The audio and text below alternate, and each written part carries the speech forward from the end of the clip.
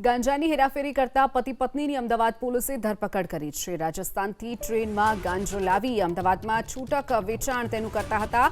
પતિ કમલેશ વાઘેલા ઉર્ફે લતીફ અને તેની પત્ની રાજસ્થાન મોકલતો અને પત્ની કપડાની થેલીમાં ગાંજાનો જથ્થો અમદાવાદ લાવતી હોવાનો ખુલાસો થયો છે। પતિ પત્નીને પણ ગાંજાનો નશાની લત લાગી હતી। બાદમાં તેમણે ગાંજો વેચવાનું શરૂ કર્યું। પોલીસે 3 કિલોથી વધુના ગાંજા સાથે બંનેની ધરપકડ કરી છે। પતિ પત્ની ગુનાહિત ઇતિહાસ પણ ધરાવતા હોવાનું ખુલ્યું છે। તેમની સામે અગાઉ પણ પોલીસ ફરિયાદ નોંધાઈ ચૂકી છે। સરદારનગર પોલીસ સ્ટેશન વિસ્તારમાંથી કમલેશભાઈ વાઘેલા અને તેની પત્ની પિંકીબેન બંને પતિ પત્નીની 3 કિલો 610 ગ્રામ જેટલા ગાંજા સાથે એસઓજી ધરપકડ કરી છે। તેઓ રાજસ્થાનથી આ ગાંજો લાવતા હતા અને ત્યાંથી રેલવે માર્ગે લાવી અને અહીંયા છૂટક વેચાણ કરતા હતા। આ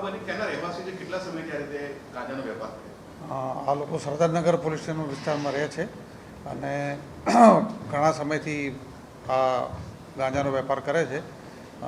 કમલેશ વિરુદ્ધમાં ઓછામાં ઓછા 10 થી 11 ગુના અલગ અલગ પ્રકારના મારામારીના અને અલગ અલગ પ્રકારના નોંધાયેલા છે। હેબિચ્યુઅલ ગુનેગાર છે।